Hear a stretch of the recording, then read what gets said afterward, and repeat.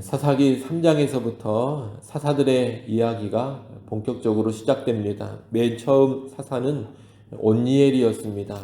그때 이스라엘은 범죄로 인해 8년간 이방 나라의 압제를 받다가 사사 온니엘을 통해 구원을 받고 40년간의 평안을 누리게 됐습니다. 그러나 이스라엘 자손은 온니엘이 죽은 후에 또다시 악을 행합니다. 하나님을 떠나 우상을 섬기고 불순종한 것입니다. 이 하나님은 모압 왕 에글론의 손에 이스라엘을 넘기십니다.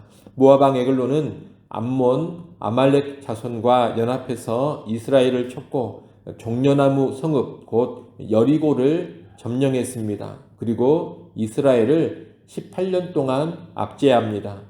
이스라엘이 모압에게 패배하고 압제당한 것은 이스라엘의 신인 여호와 하나님이 약해서가 아닙니다. 12절 하반절에 보면 여호와께서 모압 왕 에글론을 강성하게 하셨다 그렇게 말씀하고 있습니다.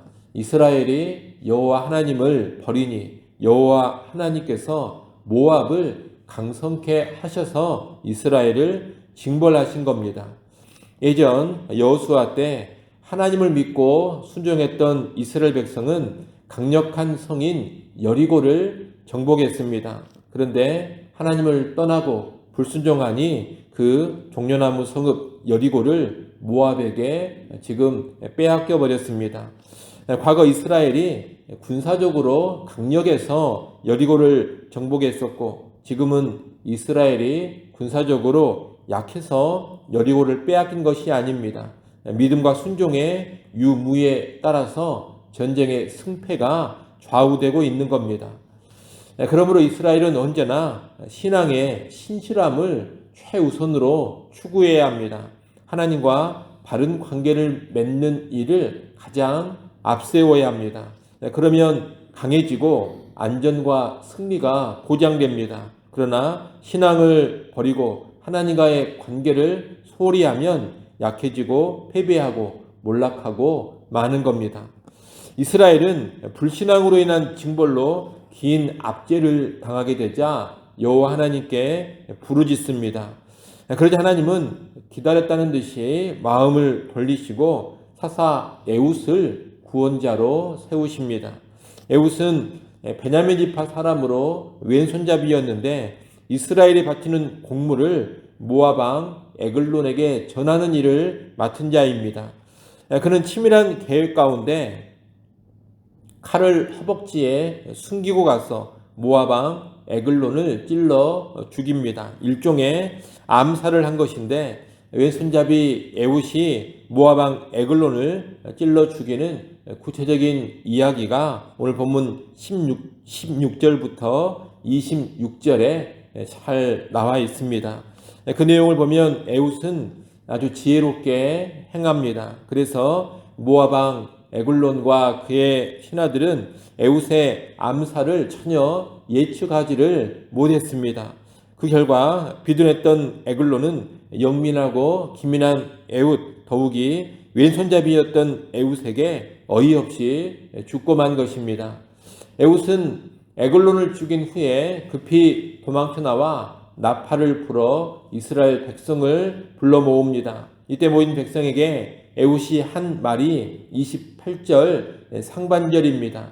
그들에게 이르되 나를 따르라 여호와께서 너희의 온수들인 모압을 너희의 손에 넘겨주셨느니라 이렇게 말합니다. 여기서 에웃은 여호와를 언급하고 있습니다. 여호와 하나님께서 모압을 넘겨주셨다는 겁니다. 전에는 이스라엘 백성이 범죄함으로 이스라엘을 하나님이 모압에게 넘기셨습니다. 그러나 이제 회개하여 돌이키자 모압을 이스라엘에게 넘겨주십니다. 전쟁의 승패가 하나님과의 관계에 달려있다는 것을 다시금 알려주는 선포인 겁니다. 에웃은 이스라엘 백성을 이끌고 모압 맞은편 요단강 나루를 장악합니다.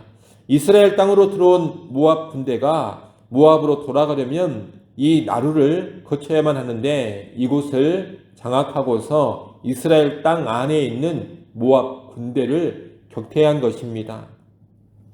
29절에 보면 이스라엘 땅에 들어와 있던 모압 군대는 대략 10,000명이었는데 모두 장사요 용사였다고 합니다.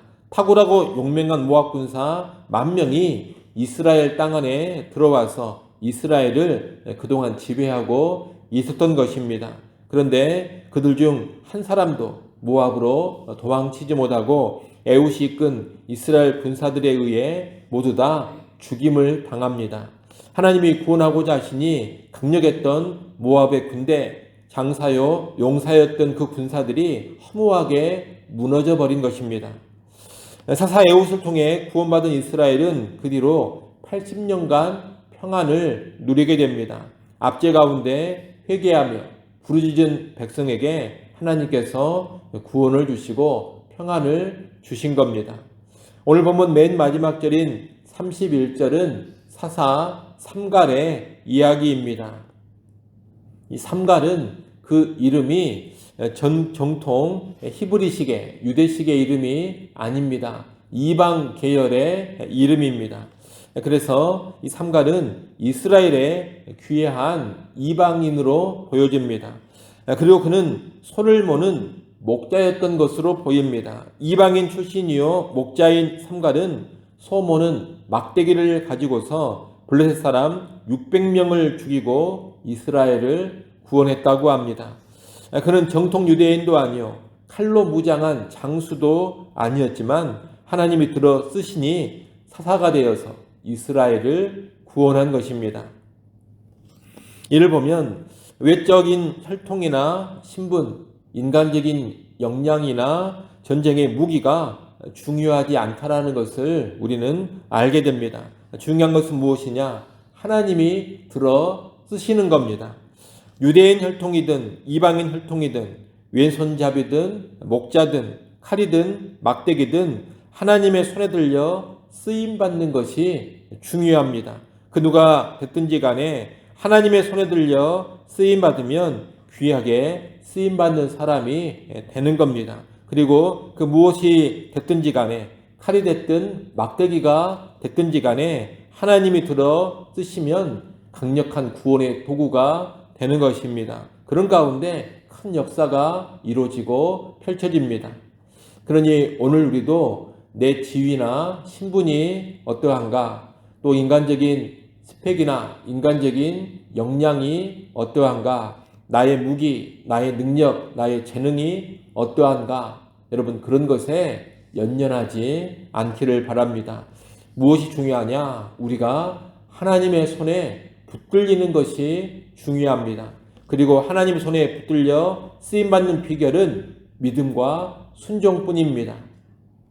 믿음의 사람이 되고 순종의 사람이 되면 그 사람의 혈통과 신분, 지위와 역량, 능력과 재능을 떠나서 하나님이 들어 사용해 주시는 겁니다.